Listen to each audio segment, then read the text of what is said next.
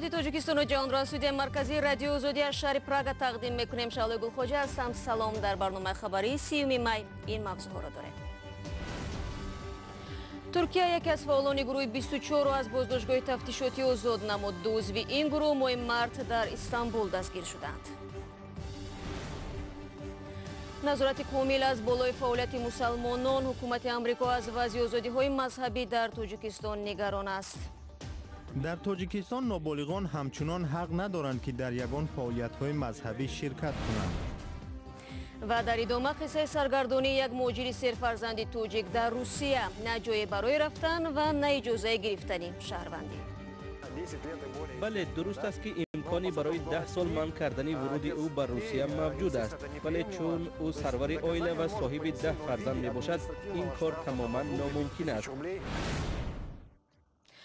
мақомоти Туркия пас аз таҳқиқи беш аз 2 моҳа Насим Шарифов, узви фаъоли гурӯҳи 24-ро раҳо кард. Насим Шарифов ва Суроби Зафар, ду узви ин гурӯҳ 19 марти соли ҷорӣ дар Истанбул боздошт шуда буданд. Дар пай Тоҷикистон барои истирдоди онҳо ба мақомоти Туркия дархост фиристод. Як фаъоли гурӯҳи 24 ба Радиои Озодӣ гуфт, мақомоти Туркия пас аз санҷиши ҳамаҷониба Насим Шарифовро аз боздоштгоҳи тафтишотӣ озод намуданд. Гуфта мешавад ба зудӣ Суроби Зафар низ ба озодӣ хоҳад баромад, зеро муҳлати тафтишотӣ бар асоси муроҷиати расмии мақомоти Тоҷикистон ба поён мерасад. имрӯз дар душанбе раиси ҷумҳурии Тоҷикистон барои бунёди донишкадаи исломӣ санги асос гузошт. Ин бино муддати 2 сол аз ҷониби ҳукумат бо харҷи 136 миллион сомонӣ ва дар майдони қариб 3 гектар сохта шуда, дар он дар якбаст 1500 донишҷӯ таҳсил хоҳанд кард. иқдоми ҳукумати Тоҷикистон барои бунёди донишкадаи дуввуми исломӣ дар ҳоле аст ки мақомоти кишвар аз сӯи созмонҳои байналмилалӣ пайваста барои нақзи озодиҳои мазҳабии сокинон айбдор мекарданд. ин бор ҳам Департаменти давлатии Амрико дар гузориши нави худ марбут ба озодии дин Тоҷикистонро ба қатори кишварҳои мавриди нигаронии хос шомил кардааст. дар тоҷикистон ноболиғон ҳамчунон ҳақ надоранд ки дар ягон фаъолиятҳои мазҳабӣ ширкат кунанд. арабистони саудӣ ба мардуми ғайримусалмон ҳақ намедиҳад маросими мазҳабиашонро адо кунанд. афродро барои куфргӯӣ ва бидъат шалоқ мезананду ҷарима мекунанд. дар Туркманистон онҳое ки бе сабти расмӣ ҷои ҷамъ омада намоз мегузоранд, боздошту ҷарима мешаванд.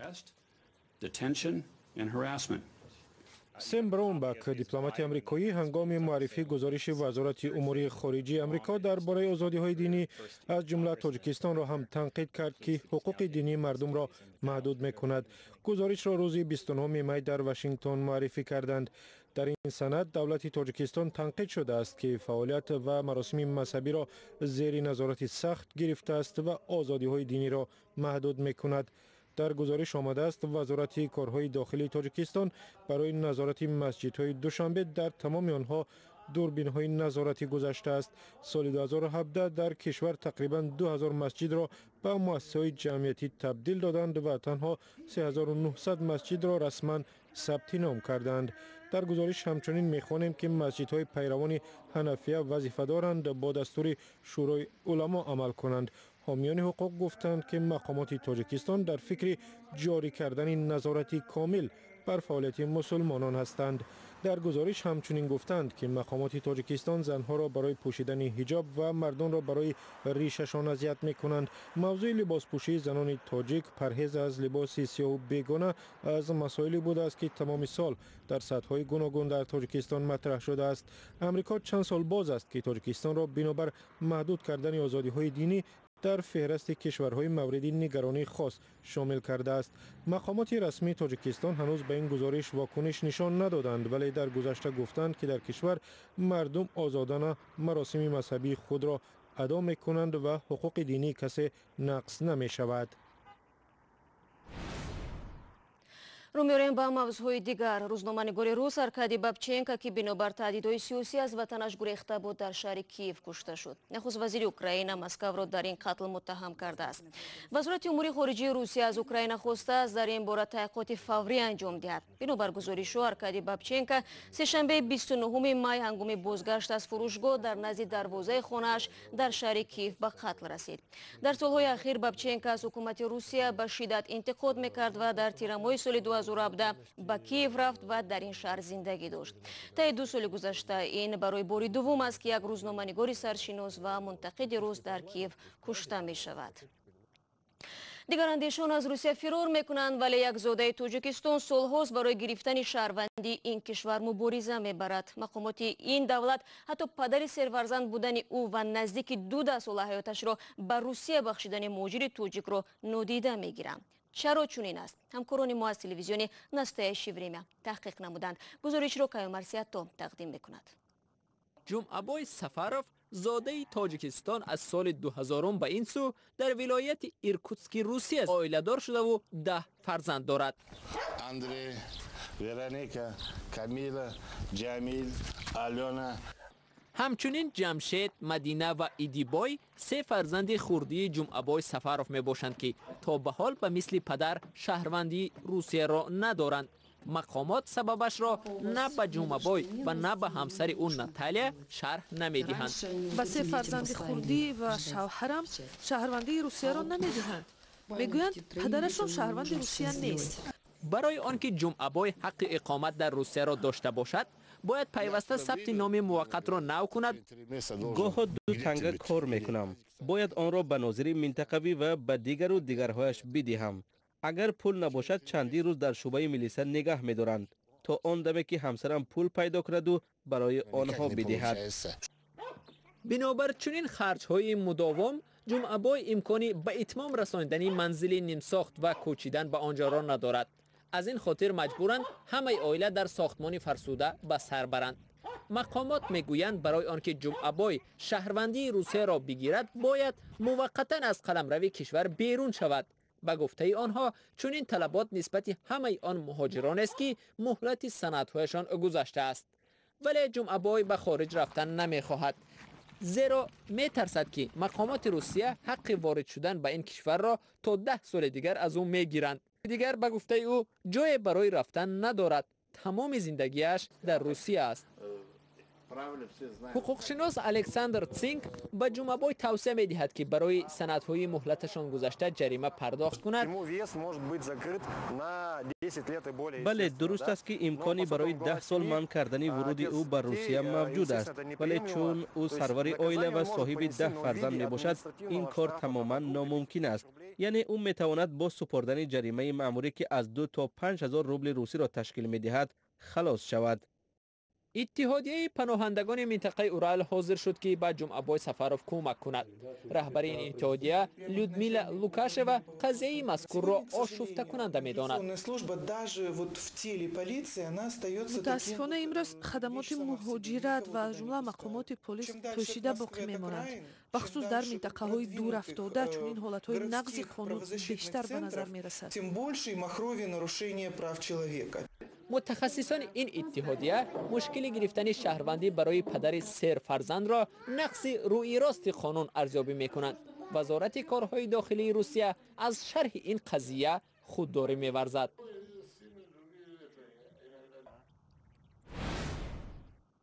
шумо барномаи хабарии радиои Озодиро тамошо доред. дар ҷануби Тоҷикистон волидайни атфоли маълул аз набудани мактаб-интернати махсус шикоят мекунанд.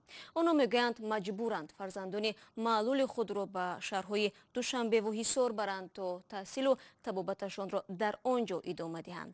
гузориши навбатии мо дар ҳамин бора аст.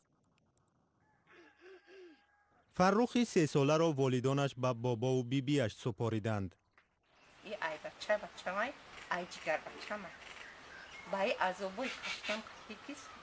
ҳамин тавр тифли маълули гурӯҳи дуввум дар дасти бобову биби уфтод. ҳоло 11 сол дорад ва тақдири ӯ бобову бибиашро ба ташвиш андохтааст. метарсанд ки баъди сарашон тифл дар кӯча мемонад. барои фаррух ҷое мехоҳанд ки ӯро барои зиндагии мустақил омода кунад. ма бо кӯшиш дорем ки ҳамин кӯдак бихона ва бақача ояндаш ягон чиз шавад. дар вилояти Хатлон беш аз 4000 кӯдаки маъюб аст, аммо интернати кӯдакони маълул нест. бунёди кӯдакони Созмони Милали Муттаҳид мегӯяд, кӯдакон бо имконияти маҳдуд дар Тоҷикистон ки ғизои кофӣ намехӯранд, шароити нигаҳдорияшон ҳам хуб нест.